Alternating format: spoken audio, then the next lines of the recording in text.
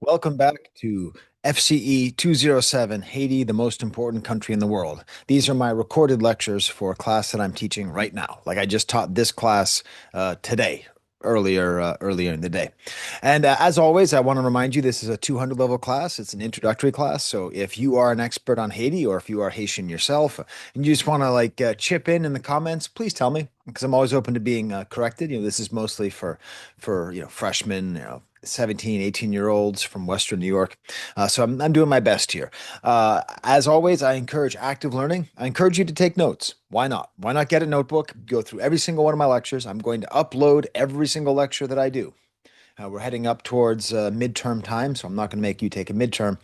But who knows? Maybe you would do well on it if you were to take it. All right, so let's get to today's class, which is a challenging one, the trial of Jean-Jacques Dessalines. That's very, very provocative. And let me tell you, we're going to be talking about some tough things today.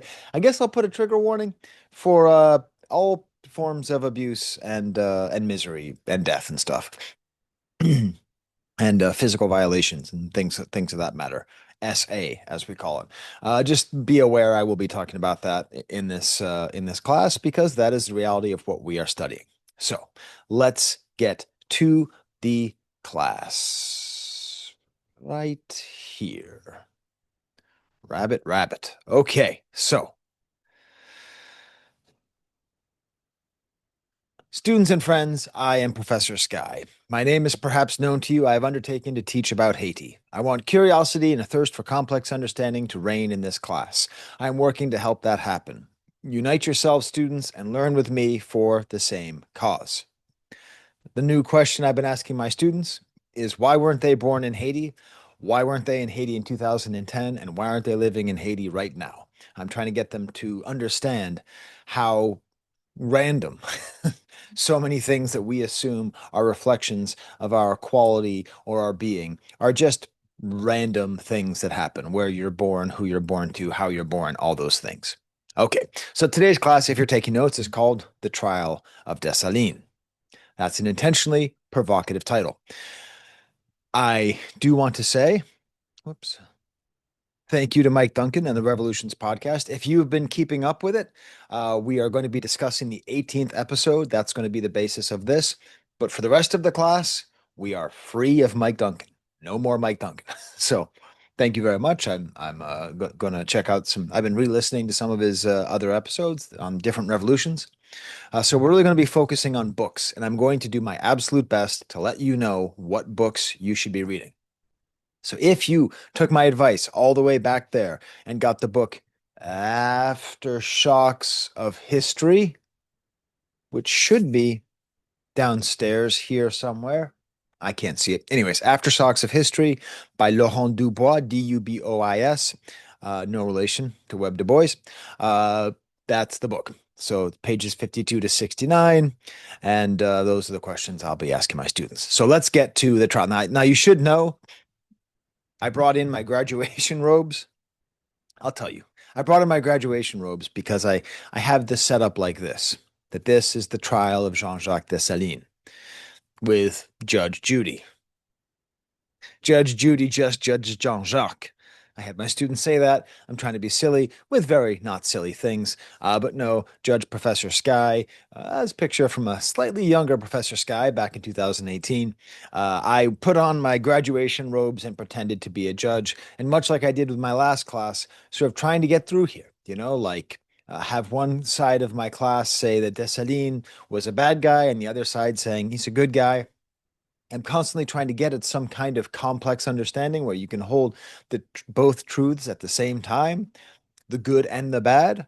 And so what I'm going to do to you today is bring up all the evidence. Okay, I'm going to talk about the Massacre de Rigaud's supporters, suppressing Moise's insurrection, the Battle of Cote-Pierrot, how he turns on and betrays Toussaint, fights alongside Leclerc against the rebels, fights against Leclerc as well, creates the flag, Declaration of Independence, investigation of past crimes by whites, the massacre, the Declaration of April 28th, Declaration of Independence, building up fortifications of army, and his Constitution of 1805. We're going to be getting to all those things on this sort of mythical referendum on Jean-Jacques Dessalines, who would, of course, end up naming himself emperor for life. Of all the great things about our country is that in Brooklyn, in the Flatbush neighborhood, in 2018, they named a street after Jean-Jacques Dessalines, which when I'm done giving you this lesson, you're going to be like, how did this happen? Would this happen in 2025? Would our leaders, who, if we want to call them that, would our leaders, would the people who are currently in charge of our government allow a street to be named after the person? We will find out. Okay. I do want to take 1 second. So I'm talking about like the trial, the judge. I'm using these terms kind of flippantly.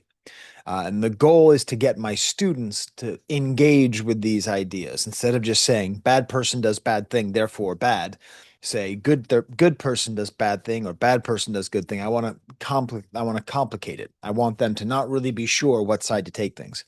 So please understand this is not like some white guy determines the validity of a black hero. That's not the idea. The idea is just to get to the complexity of this figure, which is what I'm desperately trying to get my students to understand. Okay, so that's the framing device. And listen, when you teach history, if you could do anything that gets the students to laugh even for a half second, gets them to prick up their ears, some kind of framing device, it really does help.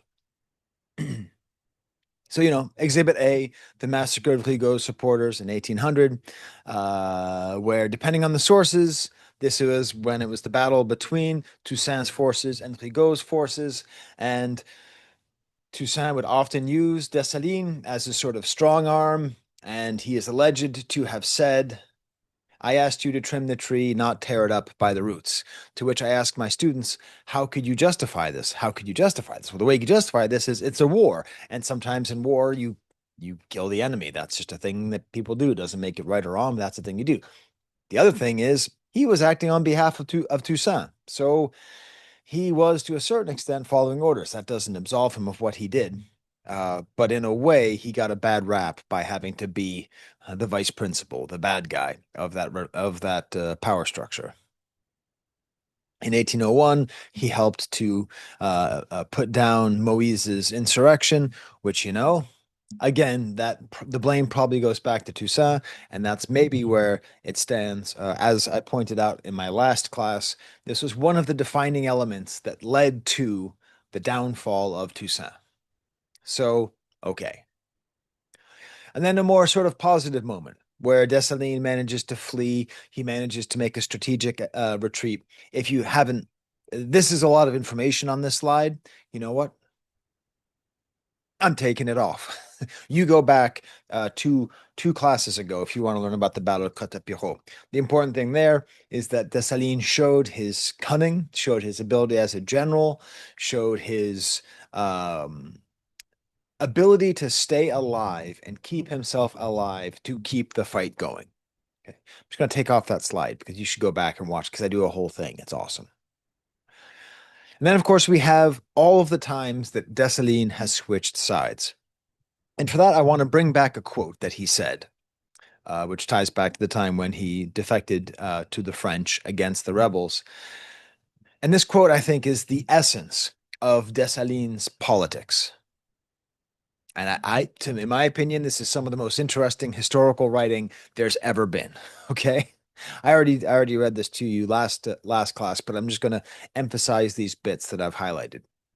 Listen well. If Dessalines surrenders to them 100 times, he will betray them 100 times. Meaning, every single time you think Dessalines is doing something, talking about himself in the third person, never a good sign. Every time you think that Dessalines is doing something selfish, he is actually setting it up. He is keeping himself alive to fight on behalf of the people who he represents.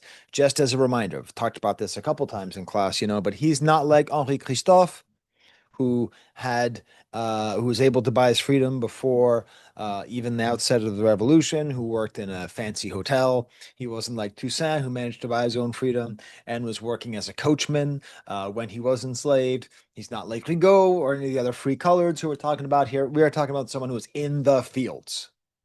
He eventually became a driver, but he was in the fields, as in like cutting down the sugar cane and having the cuts on his legs and being whipped for any insurrection. I mean, for any rebellion of any kind whatsoever, and the boiling and all that. The worst parts the worst physical and emotional and mental things that that form of slavery could bring, Dessalines suffered. And in some ways, that makes him the most interesting and perhaps for the majority of Haitians, the most relatable because he wasn't trained, he wasn't educated in France like Rigaud. Okay, he wasn't able to hobnob with the elites of Le Cap society like Henri Christophe. He was from the fields. Okay, so who is he representing? He is representing them. Look at the way he ends this quote. They will be forced to leave. Then I will make you independent. There will be no more whites among us. Did he lie? No. He surrendered many times. He betrayed the people to whom he surrendered, and he made them independent. He created the Haitian for independence, and there were no more whites among them. So it's in that context to see him betraying Toussaint, fighting with Leclerc alongside Leclerc against the rebels. So he fought with the rebels against Leclerc, and then when it looked like it was going to go the other way, he started fighting with Leclerc against the rebels. And then when when it looked like it was going the other way, he then turned again against Leclerc. So this is where I ask my students, and I'll ask you, does that make him a disloyal coward? Or does it make him a very, very wise leader who knows that he is trying to serve the formerly enslaved men and women of this island? How do you best serve them? The best way to serve them might not be taking a stand and becoming a martyr. The best way might be do this, do that, do that, do this, whatever it takes to stay alive to lead the next fight. I apologize for the ambient sound. I'm in the basement. We're doing laundry. You get what you pay for. And this is a free lesson. Okay. Apologize for the sound. It drives me crazy, but this is the only time in my busy day where I can record this. Creating the flag is an amazing moment because if you don't remember, he took the French flag, red, white, blue, white, and red, and he tore out the white, with the blue representing the blacks and the red representing the coloreds, okay, the mixed race people. And this action is simultaneously the best and the worst of Dessalines. It is symbolic. It represents a unification of all non-white people who have been so oppressed, but it also represents an eradication, a complete erasure, which he's going to do with muskets and knives very soon.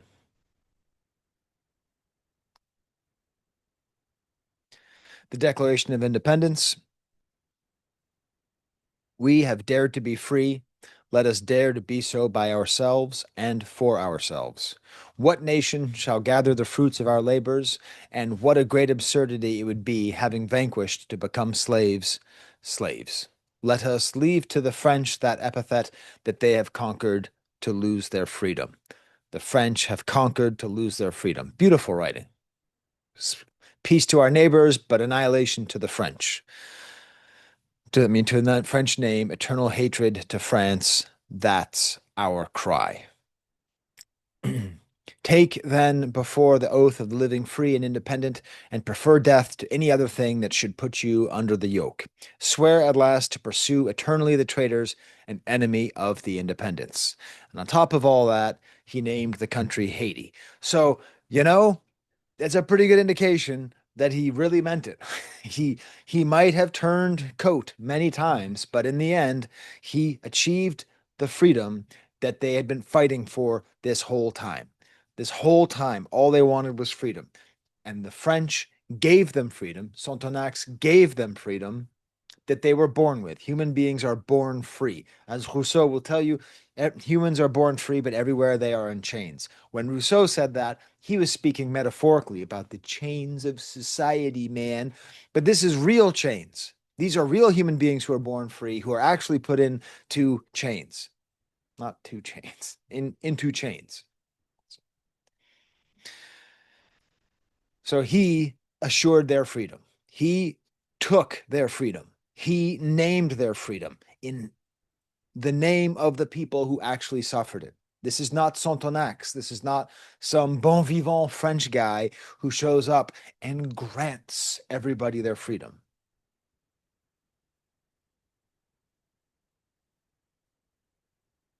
This is a little news blurb from the time that I think shows the way people considered Haiti at the time.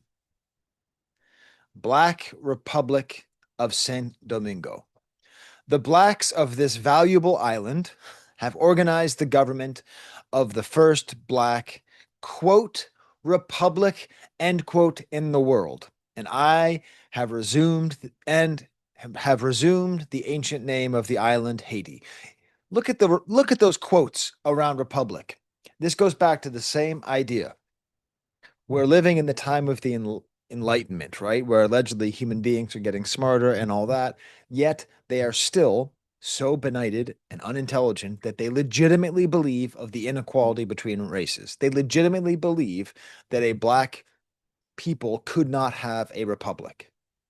Even in this article, this little blurb, which is trying to be as neutral as possible, and it ties back to this ancient name of Haiti, which is quite nice. So it's hard to say negative things about this, but then we get to the investigation of past crimes by whites.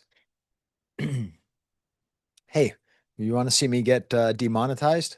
Genocide. What is it? What is it? And was this a genocide? I am going to argue that it is a genocide, but I'm also going to argue that it might have been the only way to assure a different genocide did not take place. If there is such a thing as a defensive genocide, this is the greatest argument for its existence. Because usually genocides are people in power taking out people without power. The blacks of Haiti, and as just as a reminder, most of the people didn't like this. Dessalines was doing this. Most of his generals didn't want to do it. Most of the people were not happy with what was happening. But anyways, one could make the argument that this was done to prevent a genocide of blacks and freed slaves and a return to slavery. So I'm just going to be arguing these different sides of this question. Okay, it's a very complicated thing. Okay, so a couple of details about this investigate. Oh yeah, I forgot. I put a little Sherlock Holmes hat on on Dessalines over there. It's not really much of an investigation because it's not specific. It's not saying like, ah, Monsieur Mercier mistreated this person. No, it's a general thing. Okay. Many whites had already left. Many whites had already left. And this was where I asked my students a question. Why did any whites stay? There'd already been many instances of the vastly outnumbered whites being murdered by former enslaved people many times. Is it the love of the land? Maybe. We don't know. Is it that they think maybe this is just a little blip? This is a black republic. And pretty soon things are going to go back to normal. And when things go back to normal, I'm going to still have my plantation. And when things go back to normal, I'm going to get to buy and sell human beings again. So who knows why there were still whites there? Maybe there's some white people who are there because they really just wanted to help and they really believed in it. I don't know the answers. I'm not in the mind set. I'm not in the mind or the mindset to know. I'm just going to say it's a real question. They did keep valuable whites. By that, I mean doctors, lawyers, people who are merchants who would trade with America to make sure that the exports and imports were working. It was not completely indiscriminate. And perhaps most interestingly, non-French whites were spared, like Americans. Okay? So listen, you're going to be watching this class. And as you watch this class, America is covered in shame for how we've treated the people of Haiti. Terrible, terrible things done in my grandparents' lifetime, in my parents' lifetime, and in my lifetime. Okay, so America is coming in this class, but for now, America's had a generally positive impact on Haiti as a trading partner and as kind of a foil to all these European powers. Okay. So if you were caught, okay, so if they are rounding up white people to kill them, and everyone's like, oh, bon, qu'est-ce qui se passe? Oh, no, no, no, no, je veux pas mourir, je veux pas mourir. And then you're there like, howdy, partner. What y'all doing? Rounding up the whites? They'd let you go because you're not the problem. And the Polish, if you study revolutionary history, it's basically there's a way of studying revolutionary history that's just like, God damn, the Poles were righteous. A lot of Polish soldiers, they were captured by France because Napoleon beat them. Napoleon didn't want to send all of his own soldiers to the colonial problem in Saint-Domingue, which is what it was called then. So he'd send Polish soldiers and tell them, you got to go fight for French liberty. They'd show up, they'd have their guns, and they'd be like, wait, liberty is us killing the people who live here? The the black people, that we're trying to re-enslave? No. And they would turn and fight alongside the black forces. Okay. So were they killed? No. So what does this mean? Yeah, this is a genocide. Is it a genocide of white people? No. It's a genocide of white French people. It's as much, if not more, a nationalistic genocide as opposed to a racial genocide. How will this be seen in the future? How will this be treated at the time? How will the rest of the world see it? The same way they see every single time a non white person hurts a white person and race is at all involved, they'll just get right into their fear and say, this is a race war. Ugh, let's exercise our power. But so these are some important details. I told you this is complex. I haven't told you all the bad stuff yet, though. As an example, over 700 killed in Port-au-Prince. The numbers are really fuzzy. Over 1,700 in the Cap. In total, between, depending on how you count it, 3,000 to 5,000 whites killed in 8 weeks. That's a September 11th and a half in 8 weeks. I like to tell my students that there are plenty of genocides that have been more bloody than that are happening like right now. I don't get more into it than that. I just say, if you pay attention in your lifetime, you have seen many genocides just this bad. You just probably weren't paying attention. But, let's not sugarcoat the reality of this. Okay. The reality of this was absolutely brutal. If you were a man, first you were imprisoned. Now, the thing about Dessalines is he was smart. He knew that, well, he learned that you can't send soldiers to purify or to de-whiteify the city where they're from because they might know, oh, that's Philippe, man. He's cool. I mean, he worked on the plantation, but he was never mean to me. And he actually pleaded for mercy once for me. And in general, he was nice and we'd have conversations. And during the revolution, he never tried to fight against us. Philippe's a good guy. We're going to let him go.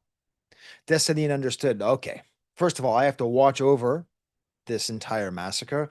And the other thing is, we can only have soldiers from other cities invading.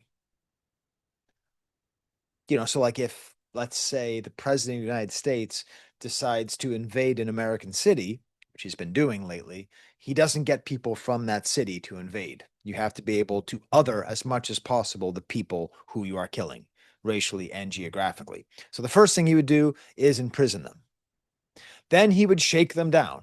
He would say, hey, if you have money, give it to me and I'll free you.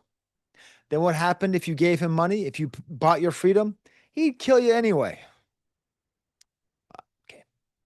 Let's talk about this idea. Brutal, right? Brutal.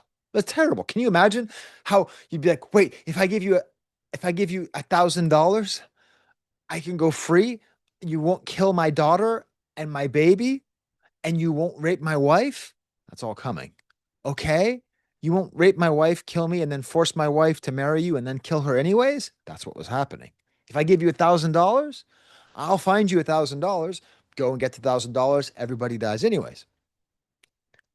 But they're trying to start a republic. They're trying to start this land, and these people have been robbed and and taken over and exploited for centuries. So the people who have been doing the exploitation might have a whole bunch of money that they dug into the ground and it would just sit there and rot. So in a way, it's awfully pragmatic. It's terrible, it's cruel, but it's also pragmatic. Is that money better served being for the people of Haiti than it is in the ground of some dead white person? I don't know. I don't know. These are some tough conversations. It's a good thing I don't really read my comments anymore because this is going to get rough. For women, be imprisoned, often raped, and they're often married or killed, or married and then killed. This is what's interesting about this idea. So part of the marrying, it wasn't like based on, sexual desire or anything like that. It was more pragmatic again, that if you were a widow and you married a man, that man would then have the rights to your land. So you'd like marry an officer, and then that officer would get your land. That would be a way of dividing it. Now, it's a little bit strange given how chaotic and everything was that they didn't just take the land, but that was the idea. Okay. So the population of whites at the beginning of the revolution was like 30,000, and now we're down to like zero. Not zero exactly. Who knows? Probably a couple of hundreds, but still. Is this a genocide? There's a great article written by Philippe Girard, the most French sounding name in this guy would not have made it in 1804, talking about the Caribbean genocide. And I find this article really good. I'll include a link to it, or you can just look it up. Actually, no, you look it up. I don't want to figure out the link. Look up Caribbean genocide. The whole thing is available for free online. It's in a good article. It's in a good journal. Okay, peer reviewed, all that. And it's an interesting thing where he tries to dig into the nature of this genocide. First of all, he defines genocide because it's a new term created by Raphael Lemkin in 1944. That's how old the term is. The term genocide is not 100 years old, everybody.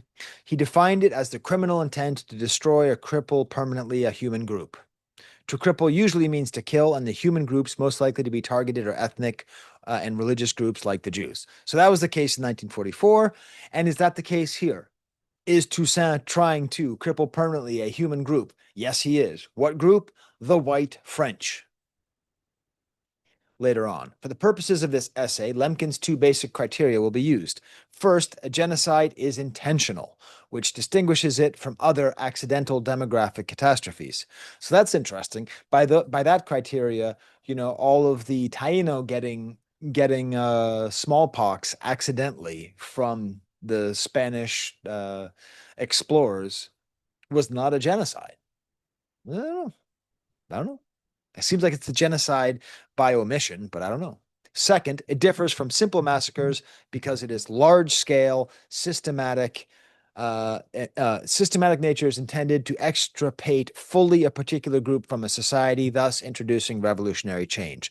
So that's the thing. It can't just be a massacre. It has to have as a goal to remove a certain people.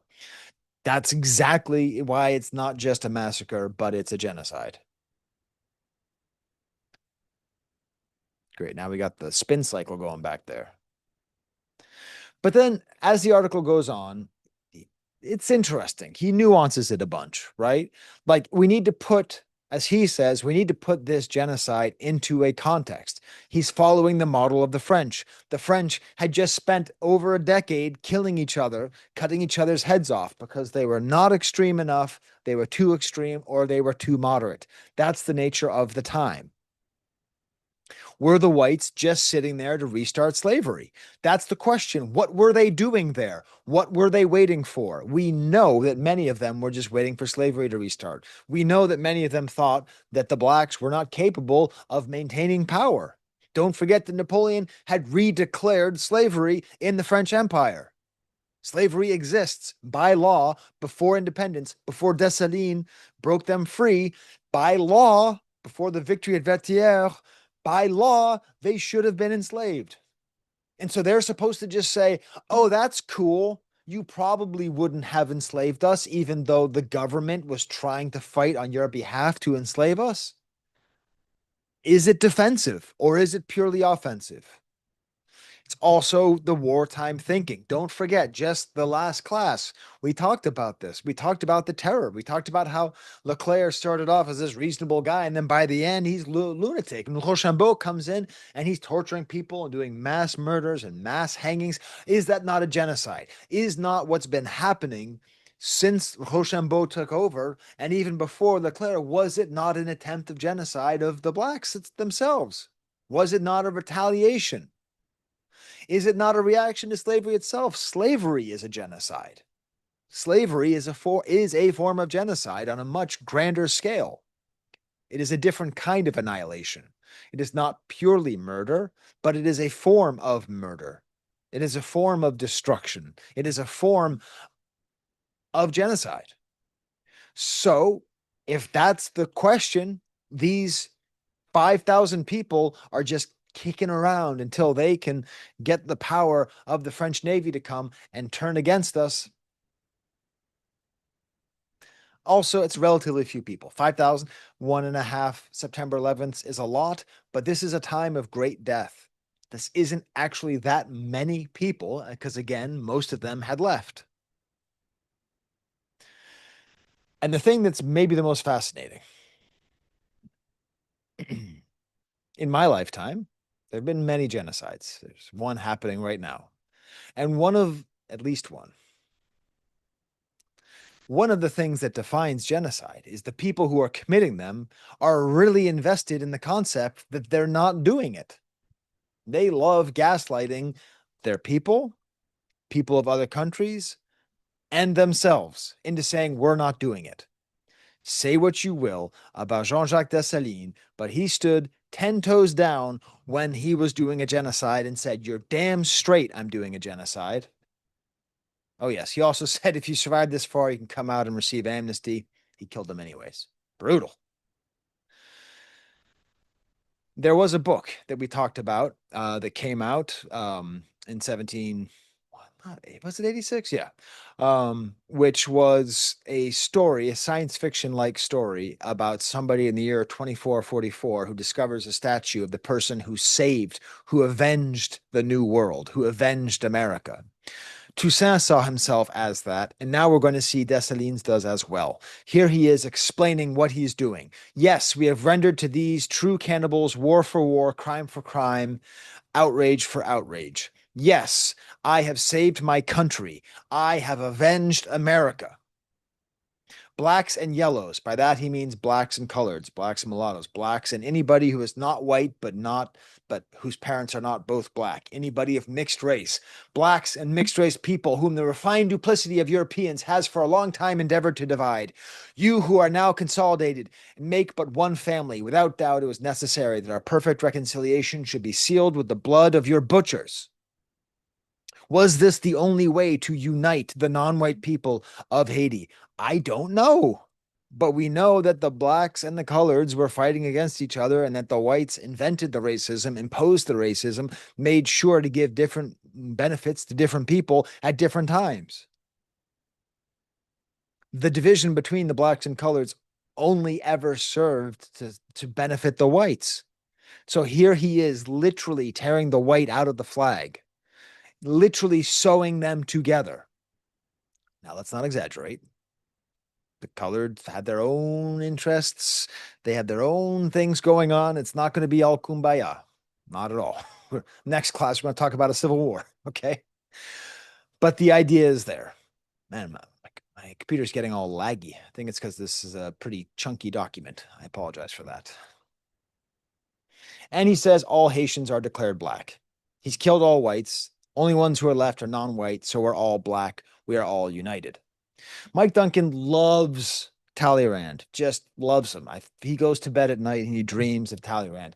And he's quoting Talleyrand talking about something else and saying it's worse than a crime, it's a mistake. And he's saying that this massacre was a mistake. And that's where I don't know. Because listen, this is the world after the revolution. Before the revolution, there's 560,000 people, give or take, post-revolution 380. All right. So most of those deaths are blacks. Okay. So yeah, the 30,000 people who are white are gone, but that's only 30,000 of those hundreds of thousands of people. Most of them were blacks who were fighting against each other or fighting against the French. And those numbers don't even include all of the invading French and English and Spaniards and all that. The infrastructure was completely destroyed.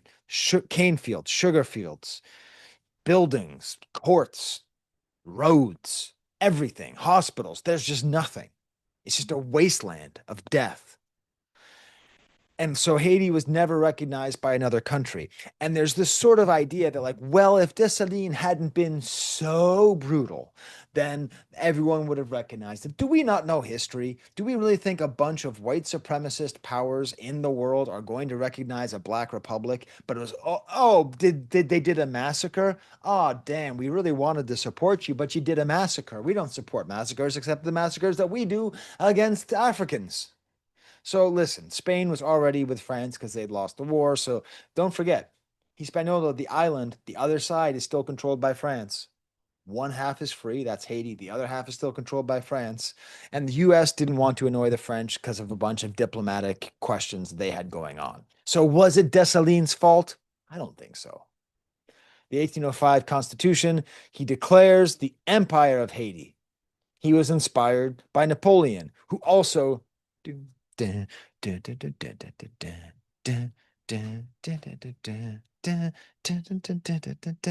he is declaring this empire, much like Napoleon declared an empire, declared that no white men can own land.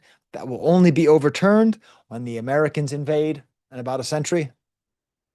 And Dessalines renames himself Emperor Jacques I. And he will be emperor for life.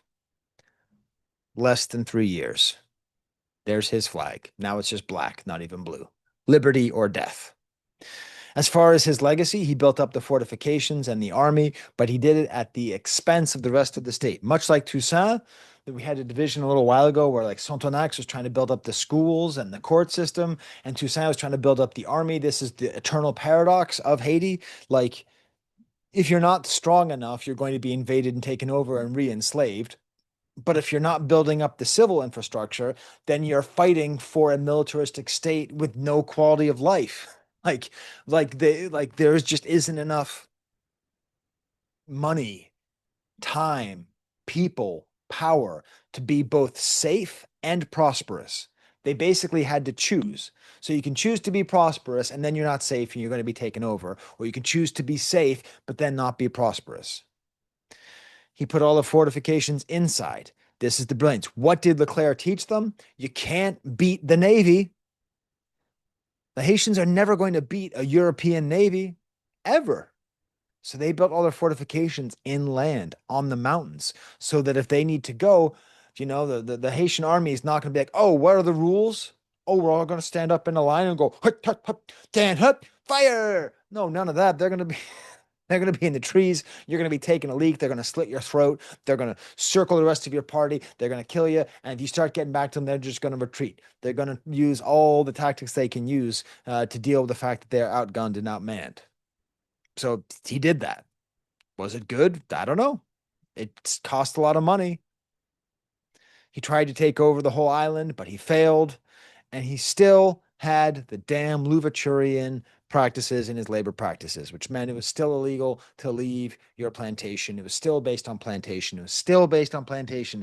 It was still the guy who freed everybody and did all of the massacres and all of that and declared himself that even he could not break free of the plantation system. So that the people who in 1790 had yet to fight for their freedom, many of them were back in the same damn sugarcane fields, cutting the same damn sugar, but technically free. So it makes sense. He gets assassinated October 17th, 1806. Who is responsible for it? Not Henri Christophe, but Pétion, who Piéton is how you say footpath in French. Pétion, who, if you don't remember, in the War of Knives, like he got sieged by Dessalines. He had a hard time reconciling with having him as a leader. We'll talk more about this in the next class. He asked Henri Christophe, who was like his ally, who was like an ally of Dessalines, who was like, another formerly enslaved black man, general leader underneath Toussaint, all that. Pétion said, I'm going to kill Dessalines. Henri Christophe said, okay. That sounds fine. He's gone too far. He's got too much power. He's not serving the people. So what's the verdict? Is he a bandit? Is he a hero? I'm not here to tell you that. I'm just trying to give you the complex questions of history. Is a defensive genocide a justified genocide? More questions. I will say this, the national anthem of Haiti is called La Dessalinienne. Dessalinienne. And it's all about the ancestors and walking hand in hand and no traitors. And we must be our own masters, tying in again to the themes of after slavery. For Haiti, we must be able, valiant men. Men are not born to serve other men. That's why all mothers and all fathers must send their children to school. They must learn. They must know what Toussaint, Dessalines, Christophe Pétion did to take Haitian under white people's boots. So go listen to it. It's an interesting national anthem. It was written maybe 100 years after his death, a little bit more.